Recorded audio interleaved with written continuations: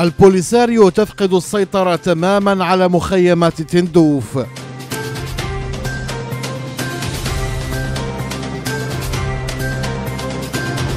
وزير البترول النيجيري يعلن الشروع في بناء أنبوب الغاز مع المغرب العام المقبل.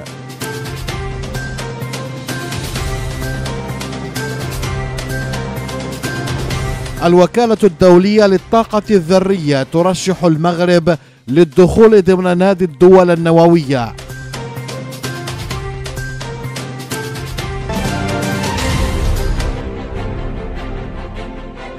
شيئا فشيئا تفقد قيادة البوليساريو الانفصالية السيطرة على مخيمات تندوف بعد توسع الاحتجاجات والإضرابات في صفوف عناصر الدرك والمواجهات بين عدد من الفصائل القبلية التي استعمل فيها السلاح وسطوة المهربين بالمنطقة. وفشلت كل محاولات الردع والاعتقال لإخماد التوتر داخل مخيمات تندوف بعد حوادث إطلاق النار التي شهدها ما يسمى بمخيم 27 فبراير، والذي انطلق بصراع قبلي وانتهى بدخول قيادة البوليساريو والمخابرات الجزائرية على الخط في محاولة لمداراة الحقيقة ولملمة الفضيحة.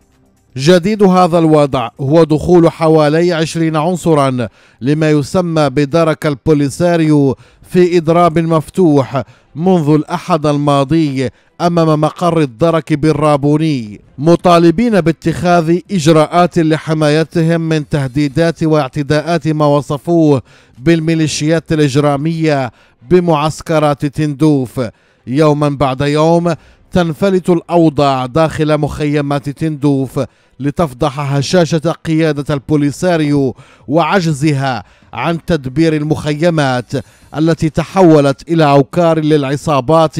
وتصفية الحسابات والمواجهات المسلحة. ويأتي هذا الإجراء على إثر الاعتداءات التي ارتكبها منذ بداية الشهر الماضي أشخاص من قبيلة الرقيبات الفغرة ضد عائلة رئيس كتيبة الدرك فضيلي ولداداش من قبيلة سكارنا بمقر الدرك الوطني بمخيم بوجدور، الذي تحول منذ الأسبوع الماضي إلى مسرح للاشتباكات المسلحة بين أفراد ينتمون للقبيلتين المذكورتين.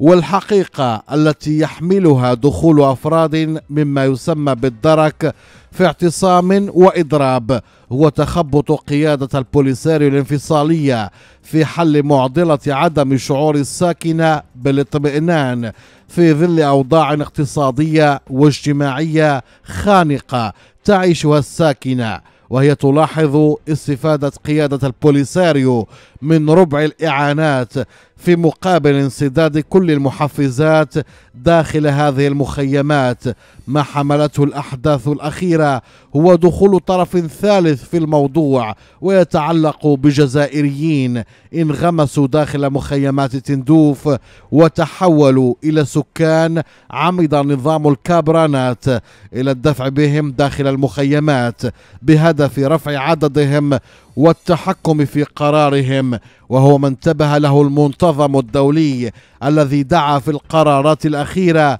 لمجلس الأمن الدولي النظام الجزائري لإحصاء ساكنة مخيمات تندوف.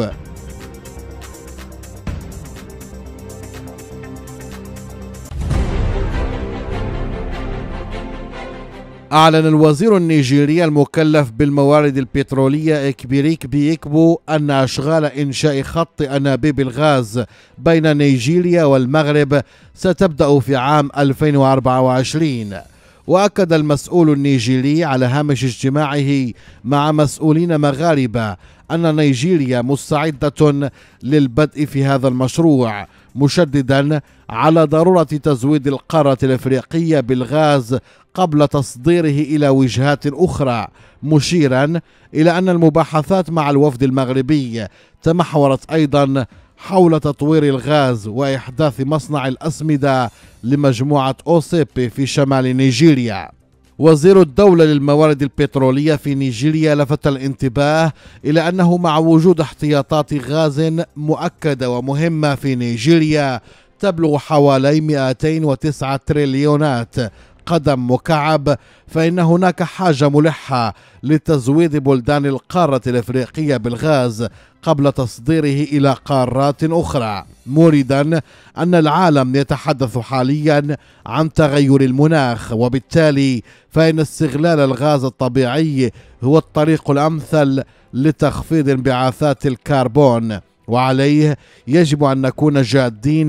في استخدام هذا الغاز من أجل تحقيق النماء والازدهار.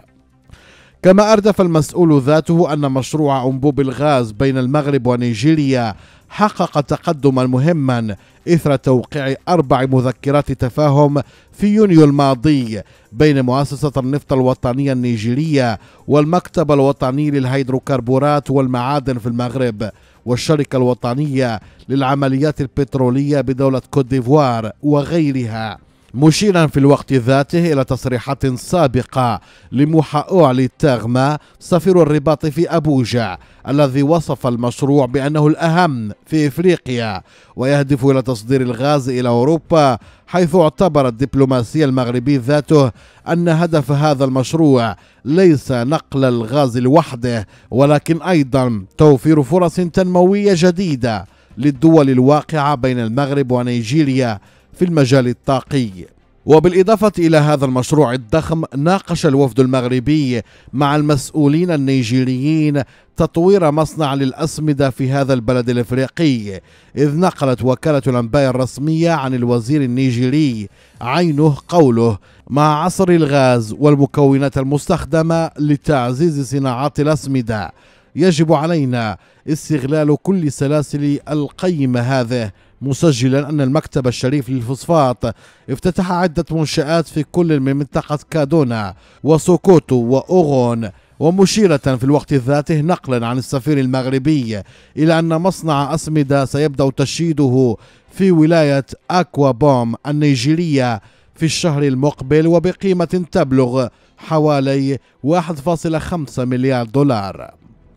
وكانت ليلى بن علي وزيرة الانتقال الطاقي والتنمية المستدامة أكدت في شتنبر الماضي في جواب لها عن سؤال برلماني أن مشروع أنبوب الغاز بين المغرب ونيجيريا قطع أشواطا مهمة في مسار تنفيذه، موردة أن الدراسات الجارية التي بلغت مراحل متقدمة أثبتت قابليته للتنفيذ، ولافتة في الوقت ذاته إلى أنه تم الانتهاء من تحديد المسار الأمثل للأنبوب. ومن المتوقع أن يمتد خط أنابيب الغاز بين نيجيريا والمغرب على مسافة 5600 كيلومتر، وسيبدأ خط الأنابيب من جزيرة براس ويمر عبر 11 دولة هي بنين، توغو، غانا، ساحل العاج، وليبيريا وسيراليون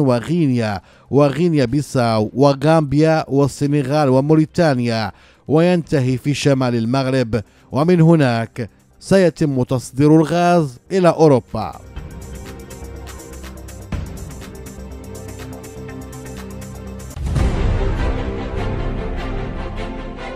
يبدو أن توجه المغرب الاستراتيجي لإنتاج الطاقة الكهربائية انطلاقا من الطاقة النووية صار يقترب من التحقق على أرض الواقع، بعدما أعلن رافائيل ماريانو جروسي المدير العام للوكالة الدولية للطاقة الذرية أن المغرب يوجد من ضمن 12 دولة من المتوقع أن تصبح دولة نووية ستشرع في إنتاج الكهرباء بالاستعانة بمصادر الطاقة النووية خلال السنوات القليلة المقبلة.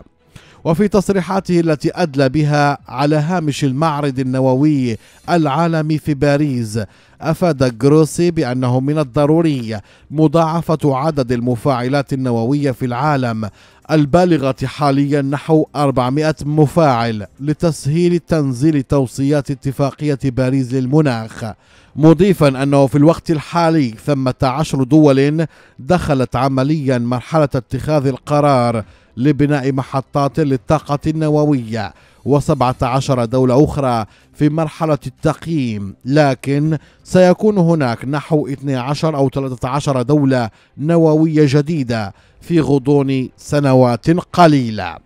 التوجه المغربي لاستخدام النووي لغايات سلمية يأتي في سياق مساعي المغرب للتقليل من التبعية الطاقية للخارج، خصوصا بعد استثمارات مهمة وضخمة في مجالي الطاقة الشمسية والريحية، وأيضا في إنتاج الهيدروجين الأخضر. لكن المغرب ظل منفتحا على الخيارات المطروحة عالميا لتوفير حاجياته من الكهرباء بحكم ارتفاع الفاتورة الطاقية، وكذلك بحكم الرغبة في تسريع أوراش الانتقال الطاقي لتجاوز الكهرباء المنتجة من الطاقات الأحفورية الملوثة. وكانت معطيات سابقة ظلت متوفرة على الموقع الرسمي للوكالة الدولية للطاقة الذرية توضح أن المغرب أبدى نية جدية ومسؤولة للدخول في تعاون مكثف في أفق تقوية وتمتين إمكاناته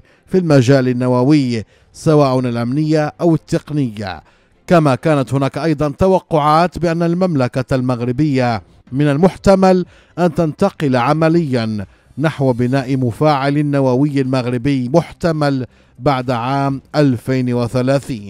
وحصل المغرب سنة 2016 على الموافقة من الوكالة الدولية للطاقة الذرية لأجل مباشرة العمل على وضع برنامجه النووي السلمي، لكون البلد الشمالي الإفريقي بدا مستجيبا للشروط التقنية والإدارية والقانونية والأمنية والتدبيرية، وبدا أنه يملك المؤهلات البشرية والتجربة والكفاءة العلمية لإطلاق البرامج المماثلة لاعتمادها في مجال إنتاج الطاقة الكهربائية وتحلية المياه.